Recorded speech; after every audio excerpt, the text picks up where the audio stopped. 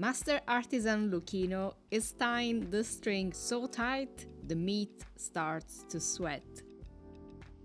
This is a crucial step in making capocollo, an iconic Italian cold cut made from pork neck, prized for its tenderness, marbling, and subtle sweetness.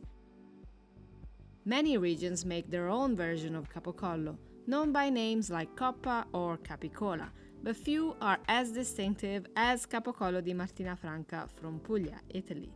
Here, the meat is marinated in cotto or grape must for over 24 hours, adding fruitiness and a touch of tang.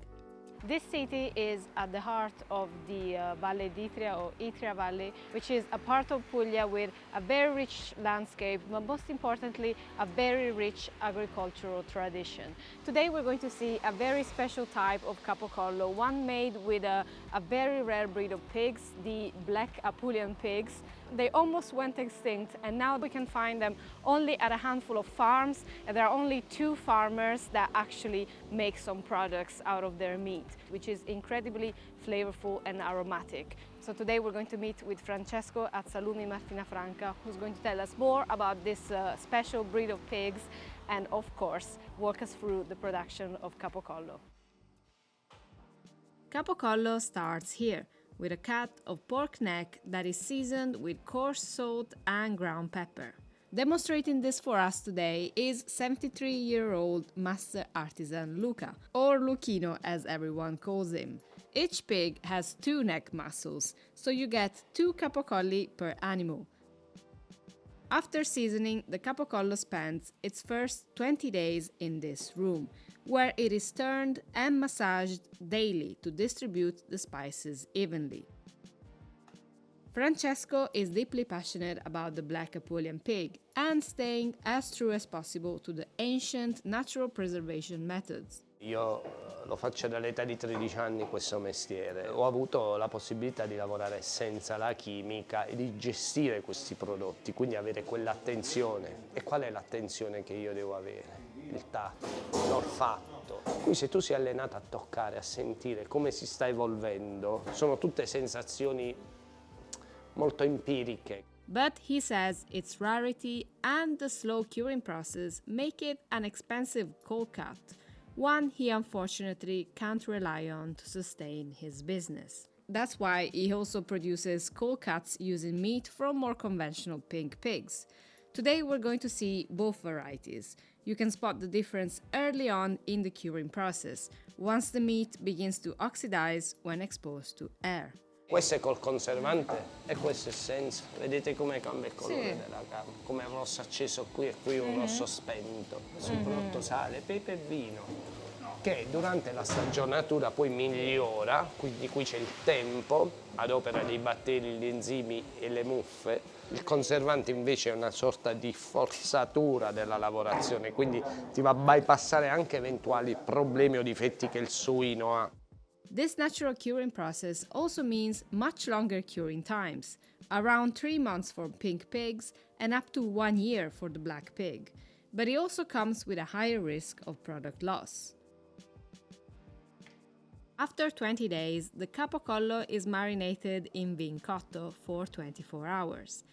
Cotto is cooked grape must, a byproduct of winemaking, and another delicacy Martina Franca is known for. It gives this capocollo its distinct fruity aroma, unmatched in the world of Italian capocollo. Lucchino then wraps the capocollo in a natural casing, made from the pig's intestine. This casing is also flavored with cotto and orange peel.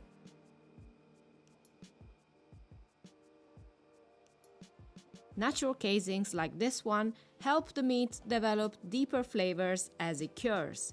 Synthetic casings, on the other hand, can trap moisture and even feel plasticky when eaten. Once wrapped, the capocollo is pierced. This is to let air escape and prevent air pockets from forming inside.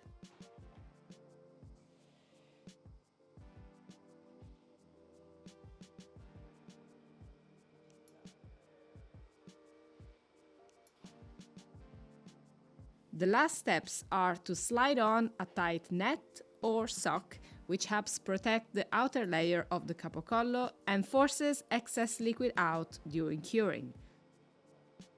It also gives it its distinct cylindrical shape.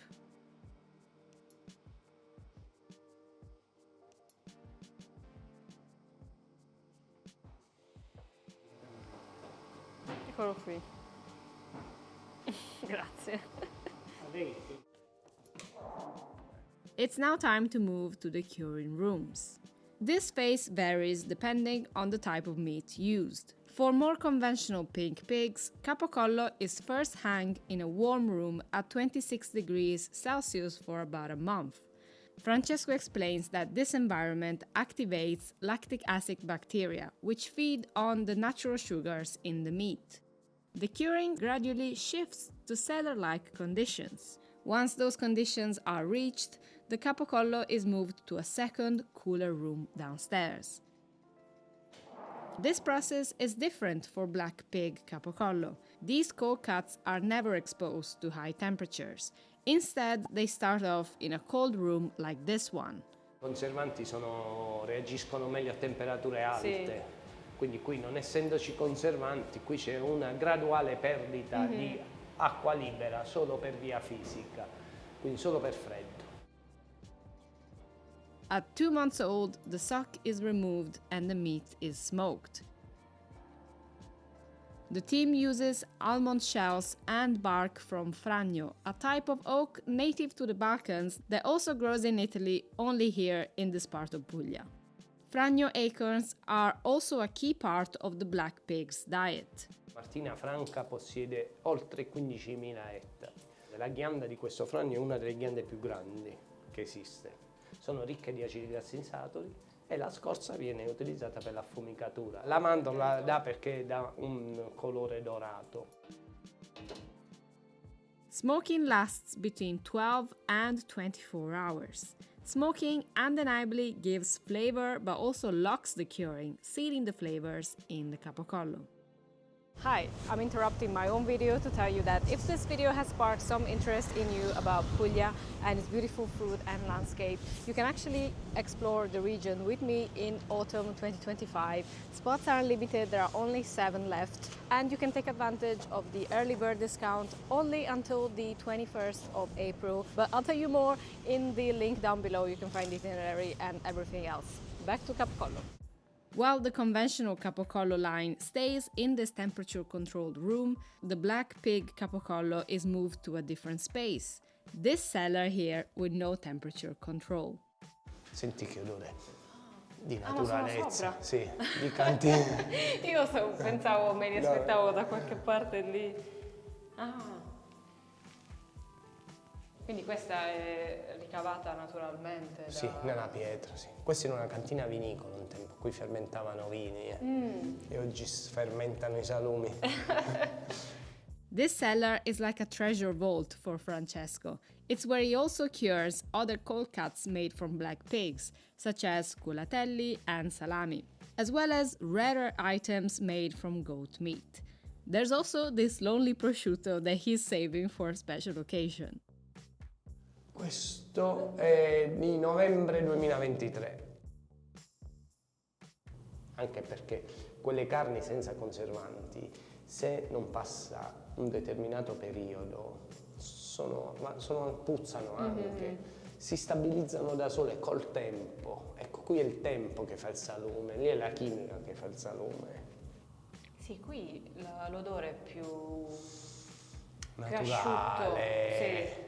Sì, si sente di più l'affumicatura. È complesso come odore. Si sente di meno proprio l'odore di carne. La cosa bella che a me piace lunga, sempre, che mi emoziona, è vedere quando per esempio loro i ragazzi legano da sotto i culatelli, no? Che sono i ghiandari. Se vedi, ognuno ha una mano diversa, una maglia diversa, un modo di cucire diverso, perché tutto a mano viene cucito questo. Ci vogliono 40 minuti per farlo, solo cucirne uno. In total, curing lasts up to 6 months for conventional pork with preservatives and up to 1 year for black pig capocollo that follows the ancient traditional curing methods.